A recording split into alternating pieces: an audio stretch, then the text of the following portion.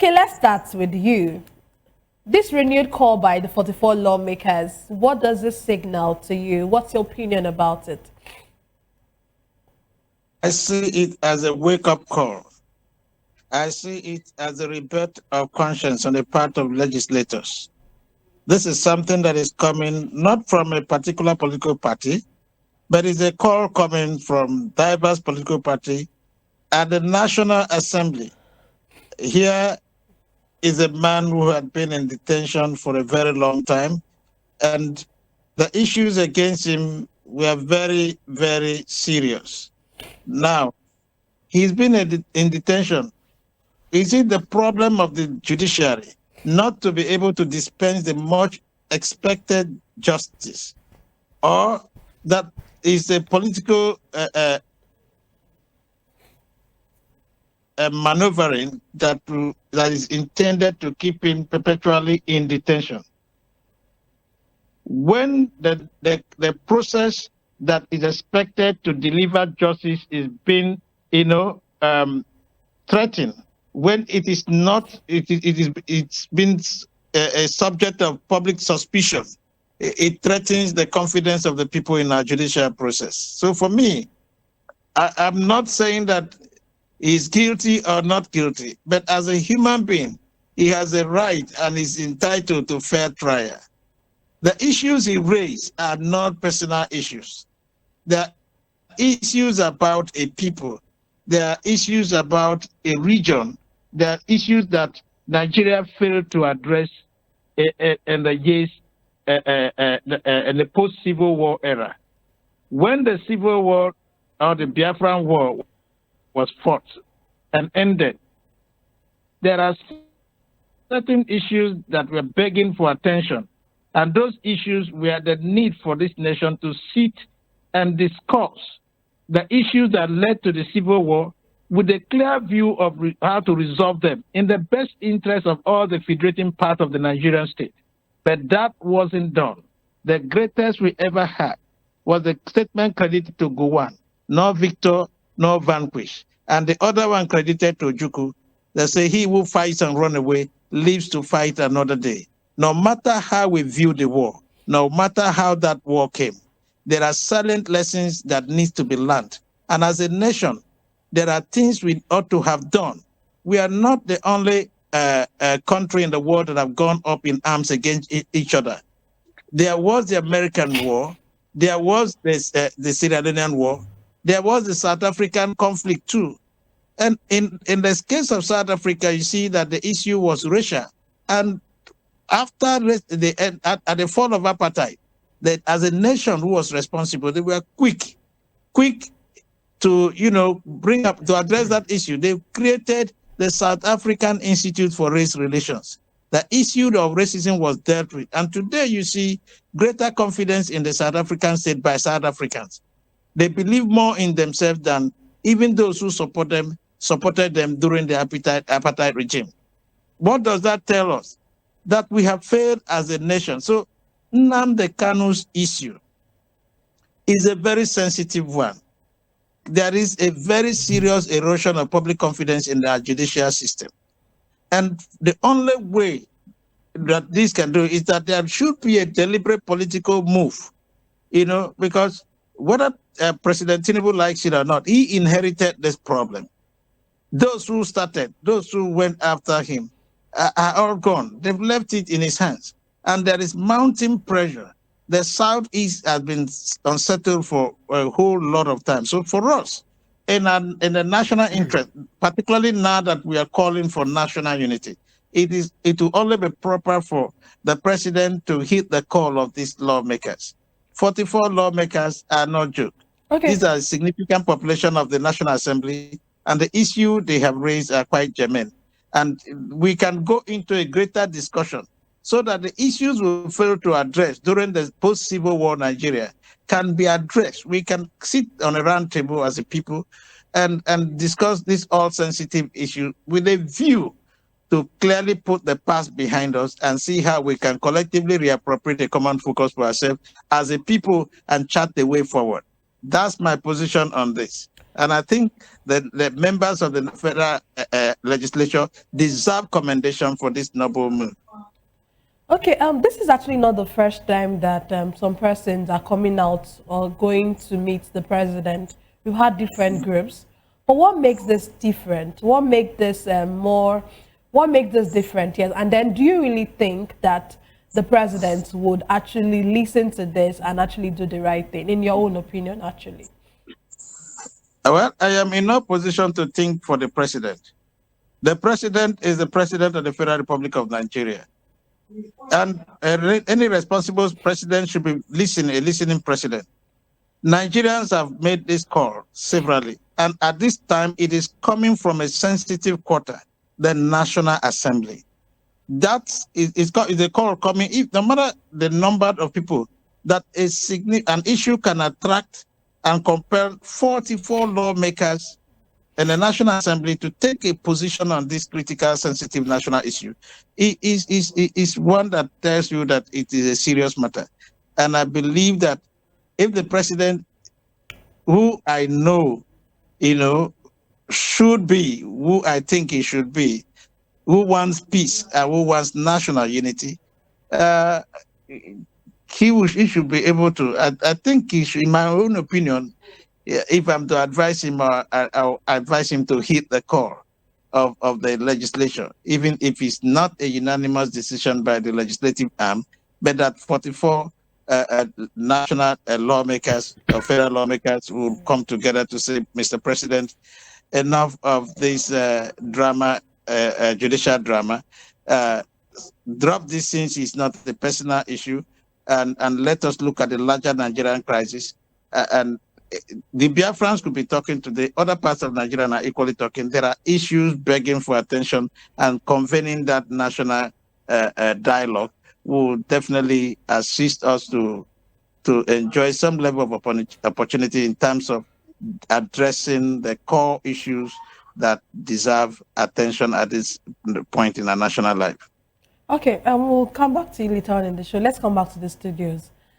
I'm sure you have a lot to say, Dr. Peter, but while you say what you want to say as regards what you think about this new development of the 44 lawmakers, I wanted to also answer, wouldn't this, is this not a way of subverting or, intersecting with ongoing court processes?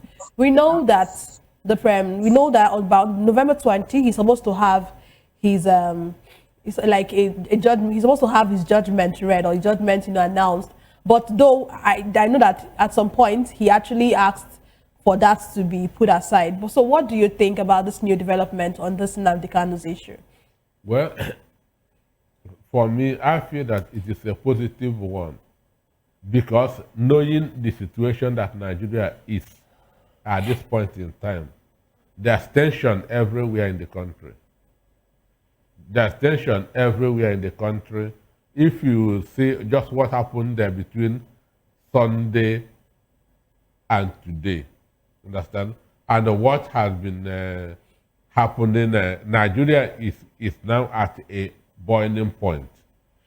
And for me, I feel that these 44 National Assembly members are on a rescue mission, because it will be wrong for the president to fold his hand and watch somebody pour more kerosene that's on the fire, because that is exactly what is going to happen to increase the tension in the country.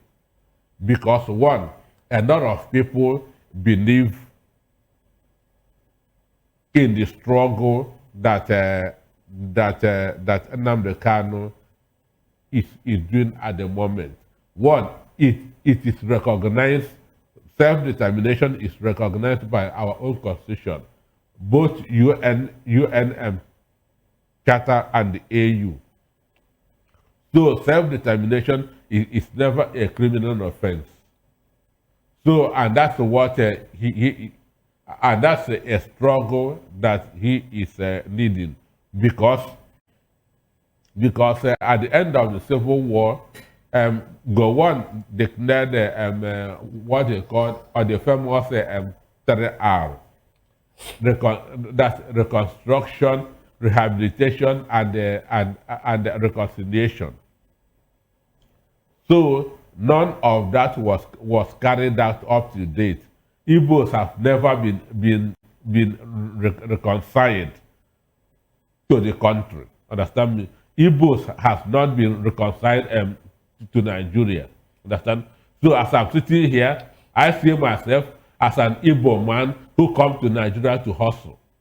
After hustling, I'll go back to Igbo land because we have not been reconciled. Understand? So that reconciliation, which is very, very important, which is very, very paramount, has not happened. Can I come in here? So what's the reconciliation process that you hope to have happened that has not happened? Treat us as you are treating the other parts of the country. Understand me? Treat us as you are treating the other parts of the country. Because up to today, we are still being marginalized, segregated, discriminated. Understand me? So because we have not been accepted, we have not been reconciled. I have that mindset. I have that mentality that I am an Igbo man that comes to Nigeria to hustle. Because I'm seeing myself as a stranger in this country until we are reconciled. That's a fact. So these people, to me, they are on a rescue mission that to tell the president, we need to douse this tension in the country. Because on Thursday is a very important day in the history of Nigeria. Not just because of the case of Nnamdi Kanu. On that same Thursday, the hearing on genocide will be going on in the United States. Understand me? And already, mind you, on Sunday, the Pope added Nigeria as among the countries that Christians are being persecuted. And you heard what the national chairman of PDP said today in Abuja, that it is not only genocide, Christian genocide that is going on in Nigeria, there are also, democracy is also in danger. So all these are, and mind you, on Sunday, that's a brigadier general was killed in the country, and no mention has come from the part of the government. So there's tension everywhere. And for me, it wouldn't be good for this to continue. The section that they quoted was the same section that President Tinubu used to free those so-called teenage terrorists that were arrested during the end bad governance protest. Those children that we are fighting that's in the court. Understand? That same section, Tinubu can also use it to stop court and proceedings. It's just a matter of calling the Attorney General that's of the Federation, stop these proceedings, let this young man go. And if he does that, it will at least by 30% reduce the current tension in the country. And again, the insecurity in the southeast will be reduced with at least 50%. I don't want to say 100%, understand? Because there are armed robbers in the east. There are kidnappers in the east.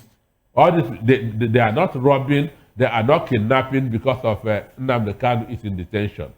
So even if Nnamdi Kanu comes out today, armed robbers will still continue to rob.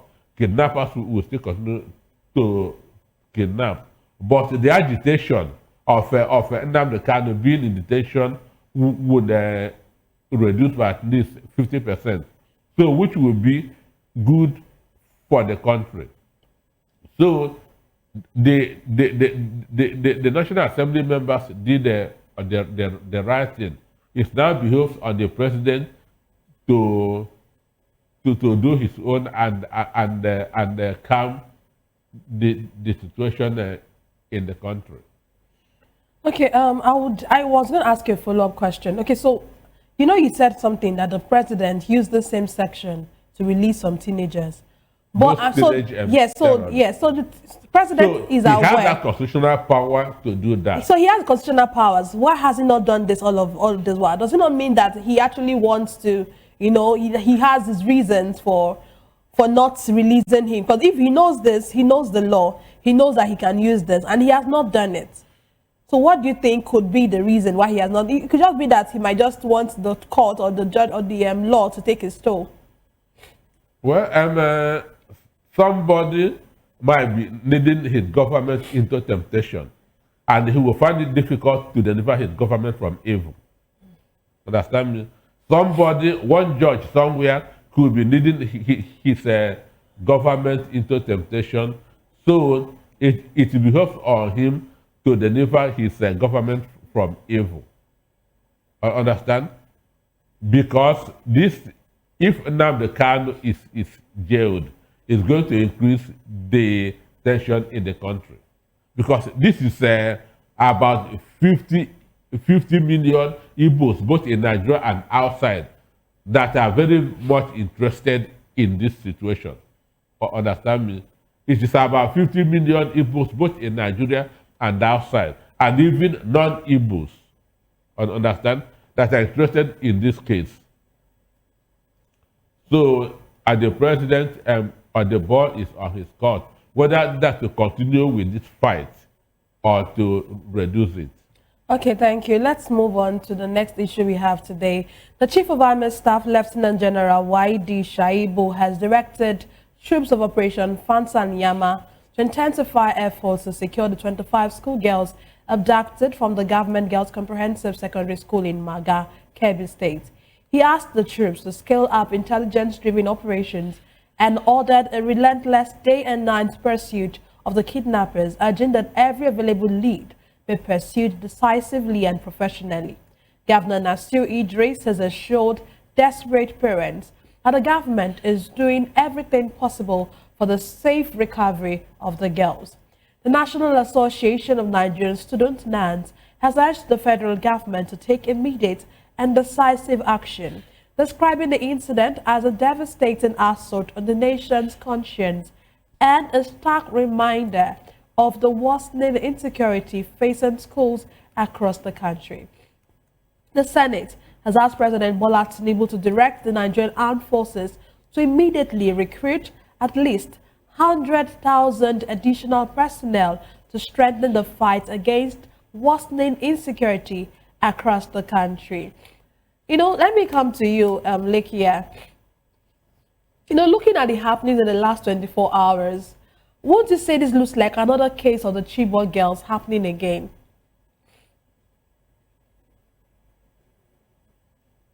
Is a delicate, sensitive, and pathetic situation. The Chibok case truly is a sad reminder of that ugly incident.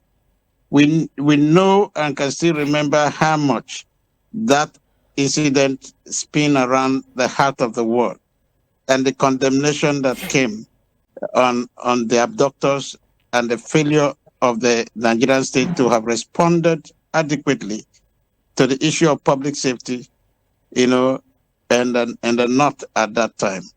You see, when parents invest in their children and send them to go and get education, it is the responsibility of government through the security agencies and apparatus to guarantee public safety, the safety of our students.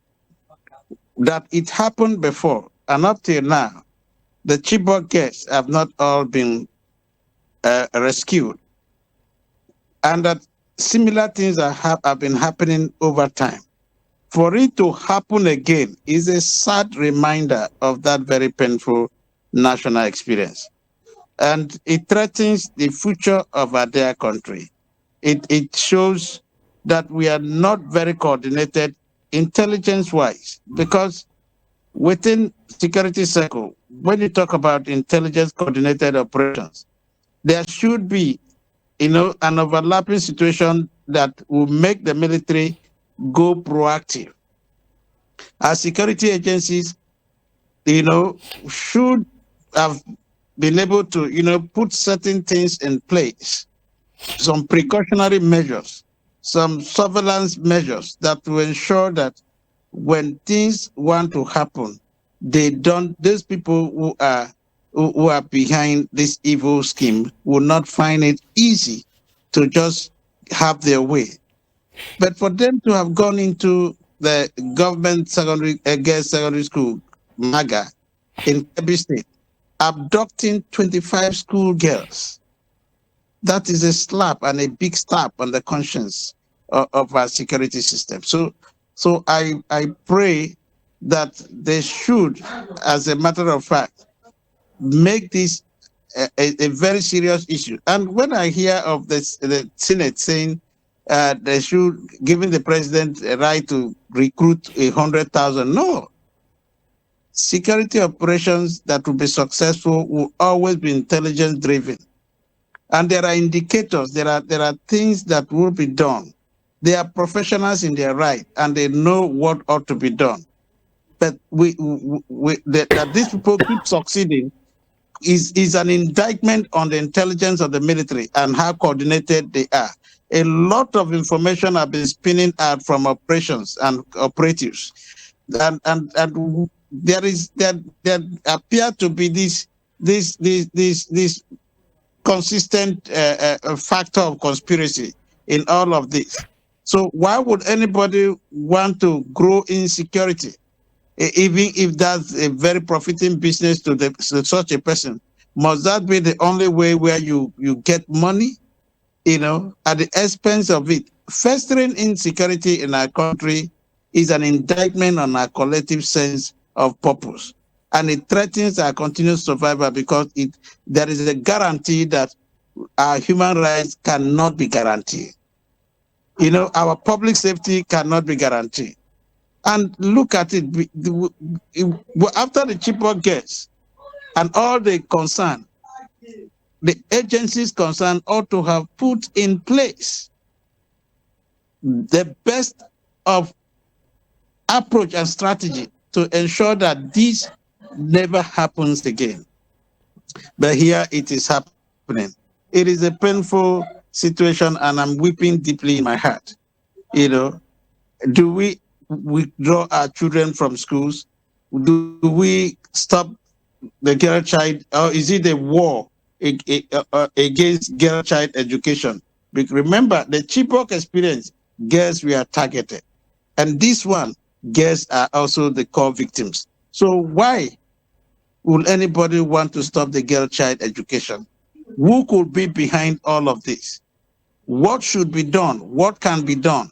These are all questions that are begging for attention. And I think the chief of army staff, the military high command had done the appropriate thing by deploying their men and asking them to leave no stone unturned until these guys are being rescued, unhurt, and recovered. But beyond that order, because it is at this moment a mere directive, beyond that directive, we should begin to think about the issue of public safety very, very seriously.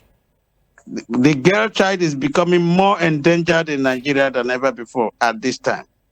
And when whatever that will threaten the education, the enlightenment, the future of the girl child is a threat to our nation, the future of this country. So for me, I just pray that the government would not pay lip service or would not want to respond because of the growing insecurity across the nation, but to take adequate and proactive steps to nip this in the bud and bring an end to such an experience again. It is a painful thing. It is painting us in a very dark light.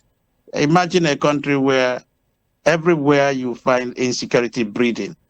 That's not a good experience at all. It's painful. I pray that they recover these guys unhurt. And I also want to appeal to those behind this nefarious act to give up on it. This is not the best way to go. This is not the best way to go. The future of this country depends on these young, growing leaders. And if we put their lives under threat, it will spell doom for us as a people and as a nation. Okay, thank you. Okay, you know, these perpetrators have often been called bandits, but don't you think that this has gone beyond banditry? These situations that we get to see in our country, why are they not being termed as terrorists? Why are they still called bandits? Well, you see, our security institutions are one of the finest.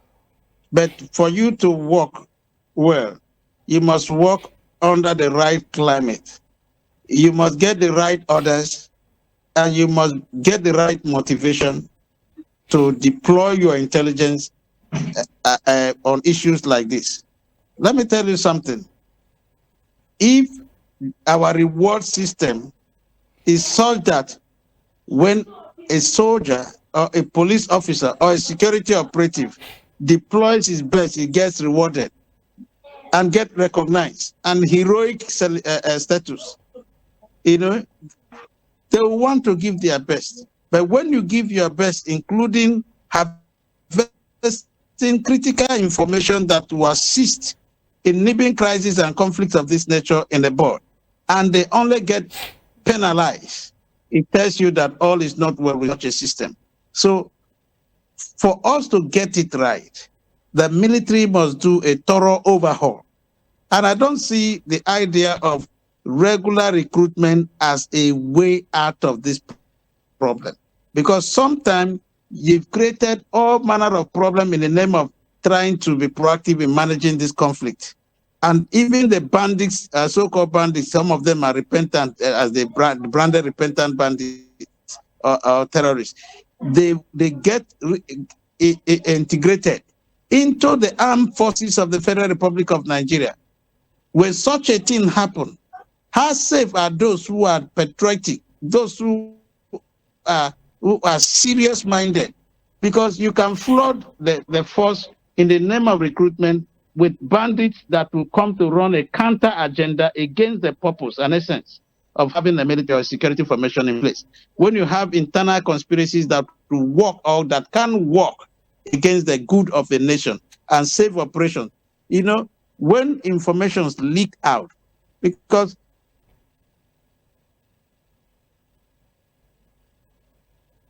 such a operation should be stinked by nation. So, but when you find that these information are no longer within enclosed circuit, what do? Even the operatives want to save their head first. So if you are poorly motivated and you find yourself in no position to give your very best to your country along the line of duty, how can we succeed? There are it's a serious matter that I think should make a government to even resign if they can't address it. Because one of the critical essence of government or responsibility of any government is to protect lives and property. The first line is our lives, then the properties. You know, so but when government fails to protect lives, I know that there are situations where the government could be sabotaged and they could get overwhelmed within that line. Yet, every government that is coming into power should come prepared. They should come with an agenda. They should know they have a responsibility and should also be determined not to fail on that responsibility, because the first failure is the failure to protect lives and properties in any society. Okay. Thank you. Let's come back to the studios. Dr. Peter, you know, in 2014, the president, who was of course not the president then, had tweeted about the level of insecurity that we had in Nigeria, especially after the Chibok experience. And now, in his own time, we are seeing how insecurity has really degraded, has really, you know, what do you think? Why has it not, you know, done the needful? And then what structural failures would you say are driving this cycle of school abductions in our society today? President Tinubu, then Bonabe Tinubu, did not only stop at tweeting. He went to the United States, understand, to protest that of Christian genocide in Nigeria. That was 2014. He also said that if Jonathan cannot protect life and property, he should resign. That was his words in 2014. Understand? But this saying what goes round comes round, and what you measure unto others will also be measured unto you. Understand? Because exactly we are reliving what happened 10 years ago. Exactly. Understand? But then it was Obama doing his even manipulations. Understand? Doing his even this manipulations. But now Trump has come. Understand? So the issue is this: one, the Kebbi girls school kidnap is now an international issue. Money, the guy that first broke this thing in the U.S. Congress, has already tweeted about it. So it is now in the public domain in the United States. And what this means is that Nigerian government don't have the capacity to protect its people. And if you read what the governor of Kebbi State said, he said that they got this intel and that he sent it to the right quarters. But he was surprised that nothing was done, which means it was a sabotage. Understand me? Which means it was a sabotage, which is true. Understand? So, and at times we may read a political meanings into this. At times we can read a political meanings into this, because anytime, it's not just in the north, even in the south, anytime that election is coming near, tension heightens, insecurity heightens. Understand me? So that's why when they say that sometimes politicians could be behind this, they may not be far from the truth. And on the issue of the Senate saying recruit 100 more thousand soldiers, it is only those who have not visited the barracks that will want to be enlisted into the army. In Lagos, yeah, I've been able to visit about 2 different barracks. Understand? And I saw the conditions that Nigerian soldiers are in. You would not even want to wish your worst enemy to be there. So it is only those who have not visited the army and barracks and seen that the condition that they are in that will want to enlist in the army. There's nothing exciting about it. There's not really. In the US, 2 people are respected more than the others: the elderly and the military. Even at the airport, when you want to board an aeroplane, these people are given a preference: elderly citizens, military, because they are the military are the ones that protect us. But in Nigeria, they are not treated as human beings. Imagine that we are hearing that a brigadier, there's a rumor that a brigadier general was killed, and nothing is being done about it. So for me, it's a serious situation.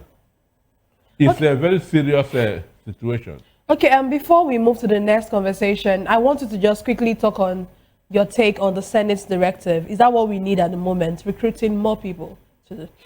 For me, it's just like on the issue of building more universities. My concern is let those who are currently in the army be motivated. Understand? Let them be motivated. Let them be empowered. Understand? Let their welfare be up there. If they are motivated, if they are empowered, if they give that necessary job,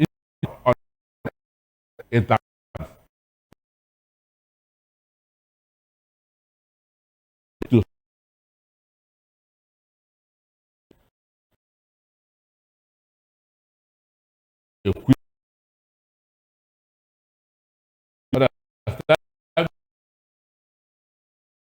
keep on happening. If they are well motivated, they'll be ready to die for the country. Ordinarily, that's what they sign for. Okay, let's move on to the next conversation we have tonight. The leadership crisis within the People's Democratic Party escalated today when newly elected National Chairman Taminu Turaki, alongside governors Sheyi Makinde and Bala Mohammed, forcefully entered the party's National Secretariat in Abuja. Their supporters clashed violently with loyalists of FCT Minister Nyesom Wike, beating and chasing them out after breaching the security block's entrance. The confrontation occurred as both factions scheduled rival meetings at Wadata Plaza, prompting a heavy deployment of police, DSS and NSCDC operatives. Earlier, the Wike-aligned faction, led by suspended National Secretary Senator Samuel Anyanwu, had occupied the building with anti-Turaki protesters. Anyanwu defended the strong security presence as routine for major party meetings and insisted he remains the legitimate National Secretary until December 8. He dismissed the Ibadan convention that produced Turaki as a jamboree, arguing that no valid INEC-monitored convention took place and claiming that the process lacked proper communication, oversight, and legitimate delegates. Following the clash, Turaki accused Wike of allegedly leading armed thugs to the secretariat with the connivance of the police.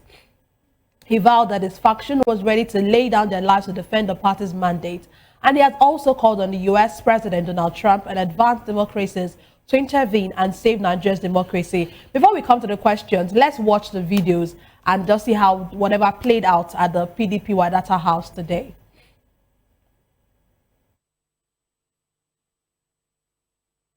You are watching what is at stake is not just genocide against Nigerian Christians. You should come and save democracy in Nigeria. Democracy is under threat. I'm calling on all other developed nations, all advanced democracies, come and save Nigeria, come and save democracy. Because I cannot understand how a serving minister of the Federal Republic of Nigeria will be leading talks, armed talks, and then with the active connivance or support of the police to come and create mayhem here. I have said it, we are willing to lay down our lives to protect our office, to protect our democracy, to protect our mandate. So Nigerians, you are watching what is happening. International community, you are seeing the threat that Nigerian democracy is. Come and save us. Come and save us. What is at stake is not just genocide against Nigerian Christians. You should come and save. Okay, let's come to you. I was actually going to we're going to play the video of the incident, the rambles that happened. But you know, that might be played in the background. But let me come to you, Adalekia. You know, what's your take about this incident today? You know, seeing how men, these are grown men, acting like children, all in the name of politics. What's the take about that? And then also talk about this call by Turaki on the United States president that we need help in our democracy. Well, it's a shame. I see it as a big shame. One of the biggest shame that has happened within the political class. And I just remember a line that was used in a particular expression, even if I'm not going to go into details. Say, how are the mighty falling? PDP once prided itself as the biggest party in the whole of Africa. Have they been able to sustain that status? Where is the pride of the PDP in all of this? And again, most of those who are calling on Trump to come and defend democracy, save democracy in Nigeria, Why would they wait until now? When the American president had talked about the plight of Christians and the killings of Christians in Nigeria, they want to add their own. They are all part of the problem. You know, when politicians don't have any clear-cut that sense of direction, you see them doing what looks like kindergarten politics. I expected them to have been a lot more mature. As leaders, they've occupied position, and Turaki himself is an SAN who should understand the law and understand the context of this agitation. Nigeria is not an extension of the American territory under the control of President Donald Trump. To save democracy in Nigeria will remain the exclusive reserve of Nigeria, except there is a clear-cut threat. Let's say maybe something is happening. All of this, you know, the integrity of the judiciary, you know, would have saved a whole lot. But who looks up to what is happening? We are beginning to see a society that is looking too draconian. And it is a sorry state we all find ourselves. My appeal to the political class is for them to believe in the tenets of democracy, so that when they want to speak democratically, they will speak on the base from the point of strength and not weakness. I am not siding those who are opposed to them, but they are part of the problem. I see all of them as part of the problem. And for the Mackinday-led group who came up with a national convention, its outcome, and that of Anyanwu, who has insisted that he remains the authentic, national secretary. I expect them to have gone to court. Okay. Out. And not for them to go out and look like a bandwagon of